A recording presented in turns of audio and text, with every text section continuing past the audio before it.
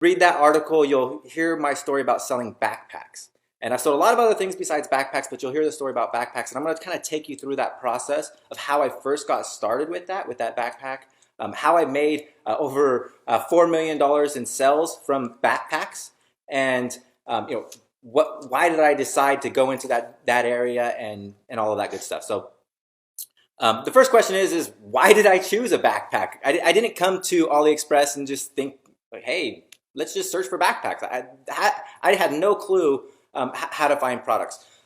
Chris, can I open up another tab here and open up watch count? Yep. So there's actually another tool that I used back then. It's called watch count. And you can see it right there, WATCH count, COUNT.com. And here is a place or a website that you can find products that are being watched, products that are highly desired on eBay. Because on eBay, you could vote for a product by watching it. It's kind of like a like on Facebook. It's just saying, yeah, I'm interested in this product. I'm not committing to buying it, but I'm interested in this product. And so let's just take dog harness, since we were looking at that a minute ago. Oops. I guess I got to type it right. It's not such thing as dag harness. So here's dog harness, and I'm going to see if I could get all this in the screen. Want to go smaller? Yeah. Cool. Thanks. All right. So on watch count, you have a few different things that we want to pay attention to, or just really two different things you want to pay attention to. When you put in your search, you're going to get two different numbers. You're going to get a number of watchers over here on the left, and the number of sales over here on the right. The watchers is really what this app is built on, or this website is built on, is to show you the popularity of products.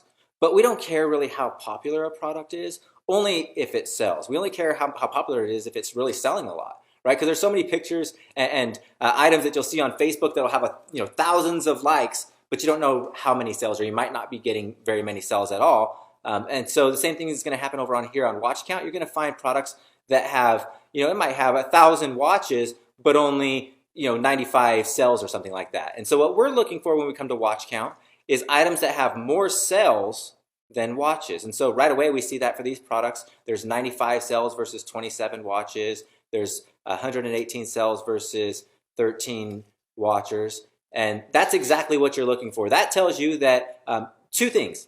One, it tells us that dog harnesses are kind of in demand. People are buying these. Maybe, these are different types of dog harnesses, it looks like, or actually they look like they might be the same one, just different colors. But that doesn't really matter. What matters here, what's really important here, is that there's a lot more sales than there is watchers, because that tells you that people aren't just interested in looking at it and semi-interested in the product. It means that they're really committing to it. They're ready to make that purchase. They're already making that purchase over here on eBay. Now, what I did is I actually was in. I had several different pages on Facebook when I first got started, and I was testing. I tested a bunch of different little marketing strategies outside of e-commerce. I had apps and websites and services and blogs and different things I had tested and completely failed at. But I had some Facebook pages from a time when I was trying to sell t-shirts, and one of my pages was I love national parks, and it was just about going after people that love national parks, people that like to get outside, people like to go hiking, camping, fishing, all the things that you would do in a national park. And that was a huge range of possibilities, because some national parks are in the middle of the desert. Some national parks are in areas where there's nothing but ice, right? And so there's a huge range of type of activities that happen within these national parks, which opens up a huge opportunity for sales. And so that's really the angle that I had, is like, well, I'll just take this broad opportunity and go after outdoor people. And so I started searching things like outdoor was probably one of my first terms. And I just come over to watch count, and I'm going to take it back over to AliExpress and show you that here in a little bit. But I start off on watch count, and I probably put in something like outdoor, and I seen a bunch of things that were not relevant and some things that were relevant. But I look for things that are in my niche, the niche that I'm interested in going into, and see if there's a lot of stuff that comes up. And so when I searched outdoor, nothing really relevant comes up. And then I went to another one that kind of crossed that niche, and I probably went into like survival or something like that. And just searched a bunch of different terms that might be relevant to the niche that I'm interested in going into. I haven't decided what I want to do yet. I haven't decided on a product, but I'm just thinking about going in a certain direction.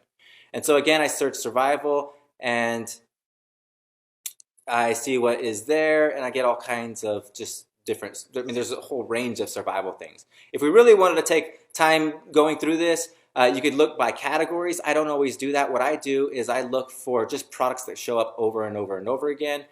And when they do show up, that they have a lot of sales. And so like this tomahawk shows up first. Let's scroll down. I don't see any other tomahawks or anything down there. So that might not be a hot item in the survival niche. But what I do notice is that, and the tomahawk is what got my attention about it, is that bladed items are very popular in the survival niche. By scrolling up and down this page, I see knives, I see credit card knives, all types of bladed items. Here's a little pocket tool that has some sort of blades on it. There's knives.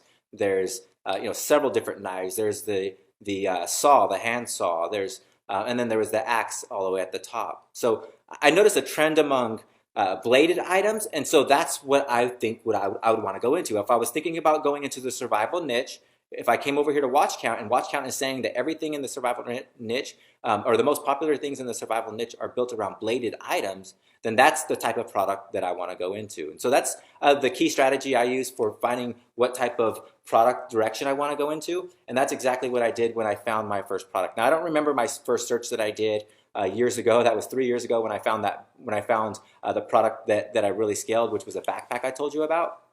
But I found it initially here on Watch Count, and the backpack was like $25. I'm going to take you over to AliExpress, and I'll try to show you that same backpack. And I had an idea of where I wanted to go because I had a page already.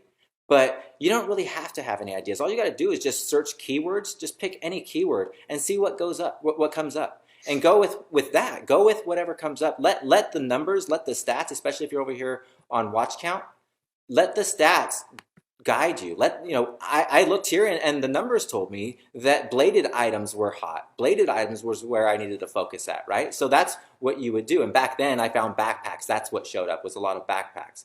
And so I came over to AliExpress and I searched survival backpacks, and I found survival backpacks. I looked at what was here, and you have a bunch of different options.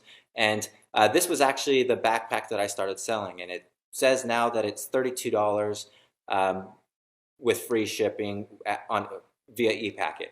So when I first started selling, I think it was $24. I don't know why they're selling it for so much here, but it was $24. And then it's because ePacket is checked. That's why. Yeah. See the actual price right there. Okay. It's $20, and then I just have the extension. It's $20, and then with shipping, it's $30. Okay, yeah, that makes sense. So it used to be $24, and I had it priced at $29 on my site plus $10 shipping. And it cost me about $5 to get a conversion.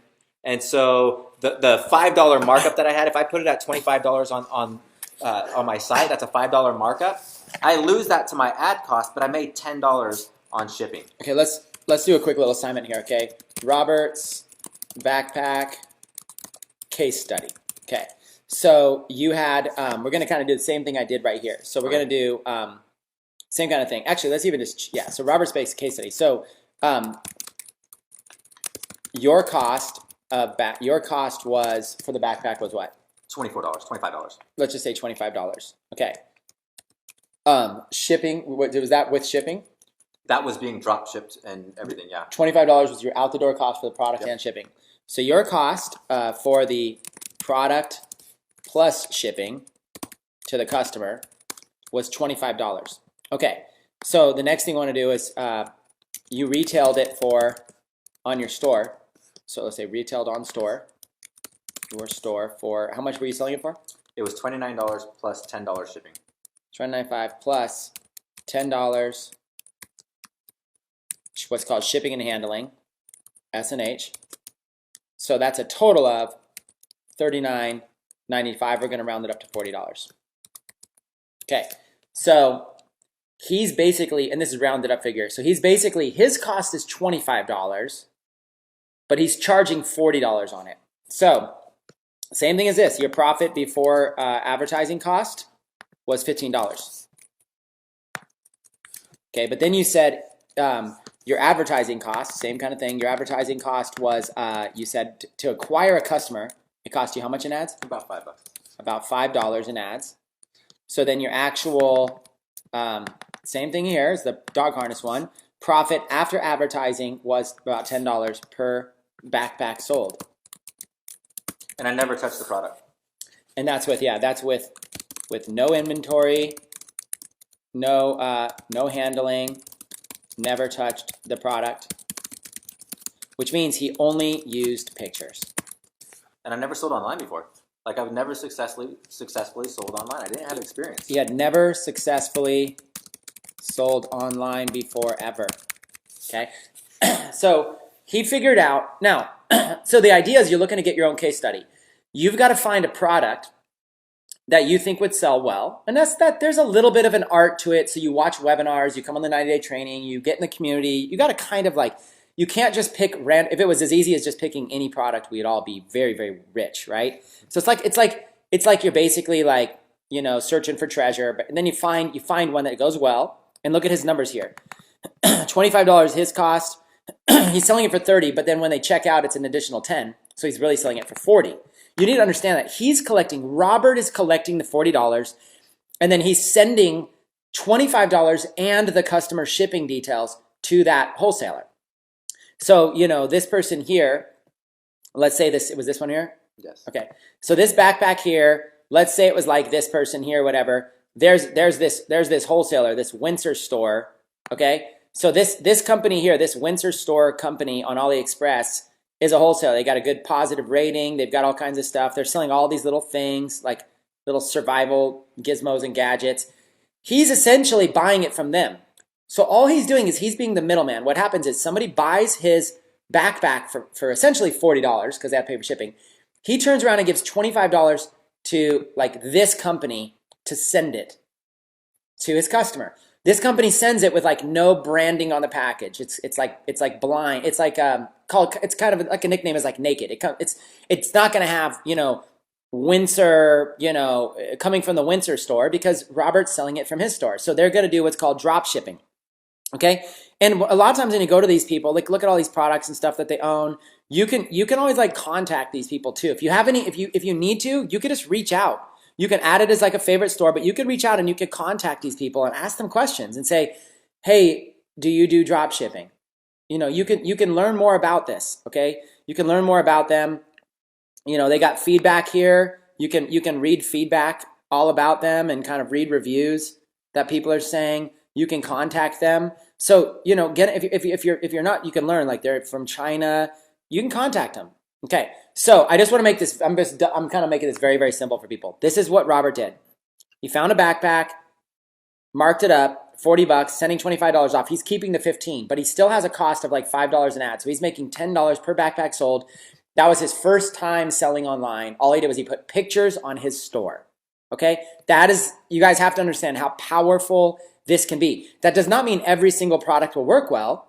Okay. But if this doesn't work well, he'll just find another product and try it again. Okay. Yep. So let's go back. I just wanted to jump in and kind of, I really love like really diving in and explaining the process over and over and over to people.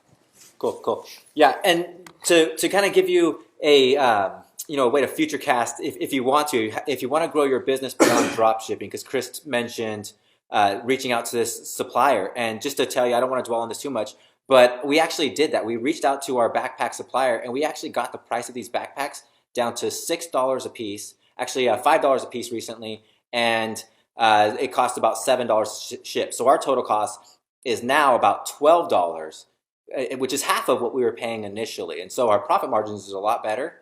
And so, you know, if you guys want to go beyond drop shipping, that opportunity is there, but you don't have to. Drop shipping is definitely the best way to start, and it's definitely the way you want to do it for the challenge. So what I did is I found this backpack and I put it on my site exactly like Chris said. I took the pictures and just, you know, clicked on it and just drug it to my desktop, and then I went inside of my Shopify store and set it up in there, and I was like, okay, well, how much can I sell this for? I didn't overthink it. I didn't, you know, people try to look for some sort of magic solution or some sort of algorithm, math equation that you need to price. You know, it's just start somewhere. Start it low enough to where you think you could get it sell to where it seems reasonable. So it was $25 that I was originally paying. I said $29 sounds reasonable, right? But then that only left $5 to make money, so then I added on shipping. So the price, just start somewhere. Just get a price up so that you can start testing it and see if people are even interested in that product. Tell them about the strategy we just talked about in the kitchen, where you start with a low price and you can always raise the price later. Yeah. And so if you're thinking pricing and you don't know what to do, start lower. And the reason being is because you could get sales. If you start higher and you get no sales, then you're like, oh man, this isn't going to work. And you maybe if you lower the price by $2 and still doesn't work, you're just going to give up, right? But if you start lower, if I start like at $25 on a product that I'm getting for $20, and it's very small margins. But if people are buying, then it's a lot easier to raise up to $27. And if they're still buying, then it's a lot easier to raise up to $29. Right, and I'm getting sales, and I'm happy because I'm actually getting sales, and it's working. Versus starting at the top, like at $40, and trying to work my way down. I'm going to be discouraged straight from the beginning and not want to sell. So we want to go for the path of least resistance. And so when you're talking about pricing your product, or looking at pricing your products, just do what sounds reasonable and start lower to be safe. Good advice.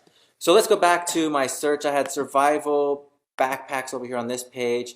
What I want to do, so over on watch count, what I did is I found products that were, or I found a trend in products. Actually, let's skip the backpacks. Let's go over there to survival blade now, let's search for that because that's what was was coming up as relevant now. It was relevant today when we searched on watch count, right? When I typed in survival, a lot of bladed items came up. I seen that trend, a trend of bladed items, and so I come over to AliExpress and I search the same terms, survival blade or survival knife or survival hatchet, but I just put in blade for this example. Normally I might test all of those and see what comes up. Matter of fact, let's do that. So survival blade, we could see what's here. I like to search by orders to see what comes up top, what people are already buying the most. So I filtered it by orders, or I sorted it by orders, and you can see that these knives right here have over 10,000 orders. This one has over 5,000 orders. This one has over 5,000 orders. And the reason why we could sell products that we never touch is because if you look at the reviews, there's 5 stars or nearly 5 stars, 5 stars, 5 stars on these products. And if people are buying them already, 10,000 people are buying this product, and 10,000 on this one, 10,000, it looks like 10,000 people left a review, 4,000 people left a review out of 5,000, you can be pretty confident that it's a hot product, it's a good product, and you can start selling it. So I typed in survival blade. Let's type in survival knife and see what comes up. I like to search a few different key terms because it lets me know that, or I begin to see trends show up again, right? On watch count, I found the trend of blade overall. But when I come over AliExpress, I'm looking for a trend for a specific product, for a product that comes over and over and over, right? And so when I searched knife blade, I got a certain list of products. When I searched knife or survival knife, I got another list of products, and I'm sorting by orders. And what I want to notice right away is that this same knife is right up top. When I searched for survival blade, this knife was here. And when I searched for survival knife, this knife is here. And this is that knife that had 10,000 orders. And so you want to focus on products like that. That's the type of product you want to put onto your store. Now, Chris is going to get into, and part of the challenge we're going to get into advertising on Facebook.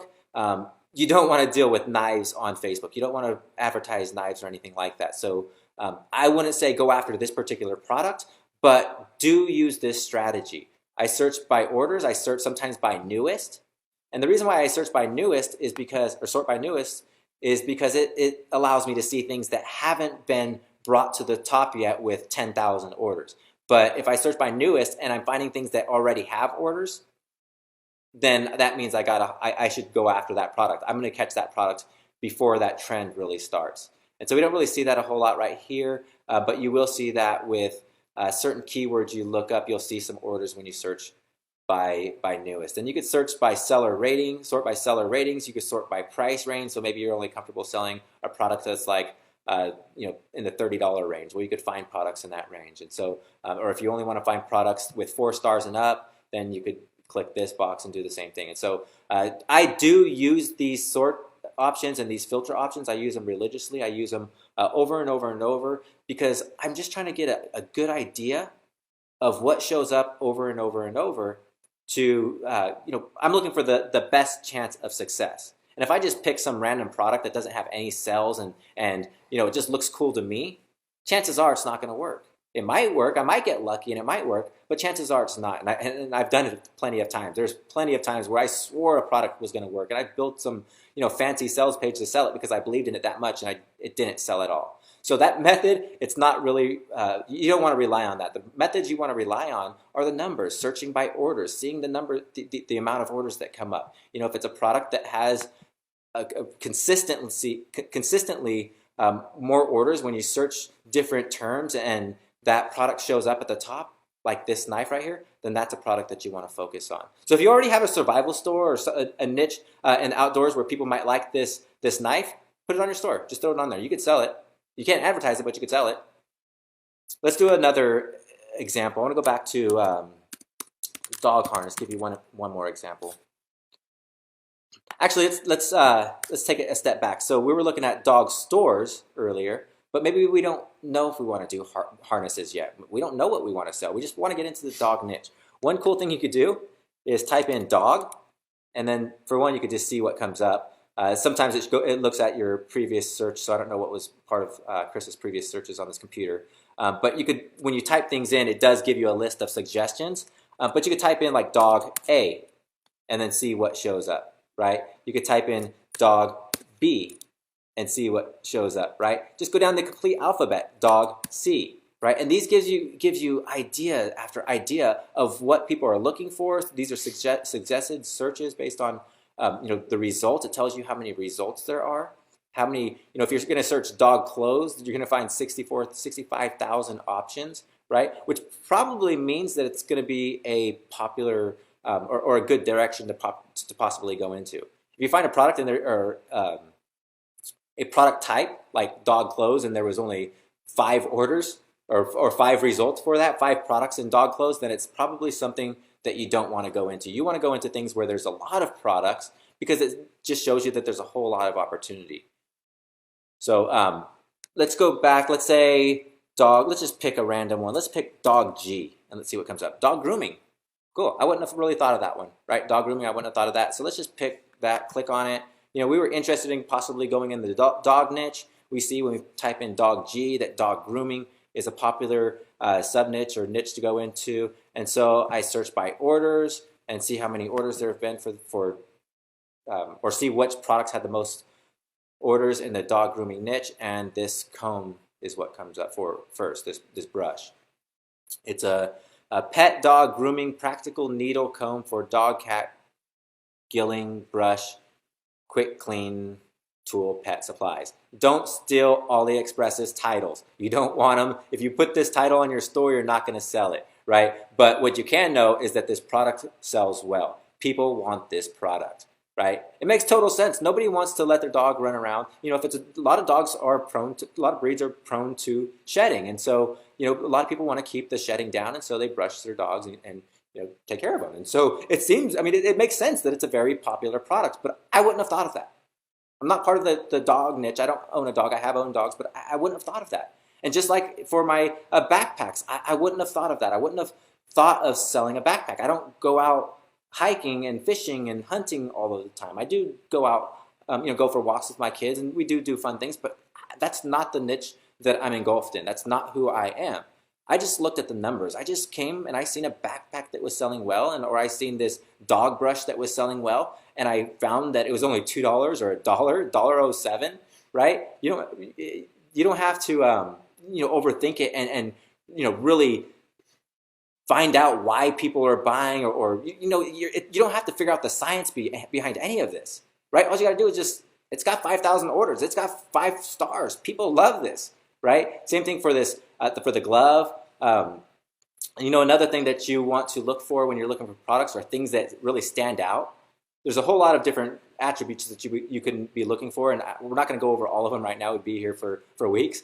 But one of them is a catchy item, something that just stands out. Visually, it just stands out. And this glove, maybe with a dog, or this right here, the picture with the where she's actually using it and the dog's in the picture, that would get people's attention if they've never used one of these before, or if they've seen them and were interested in it, they've seen it maybe as seen on TV or something like that, and they're like, wow, that's kind of cool, but they've never seen it in their newsfeed where they have the opportunity to buy it. And where they might have seen it before, it was probably like $20 for an item like this, but you're going to get it for $2, $3, and you could sell it for like maybe $12, right?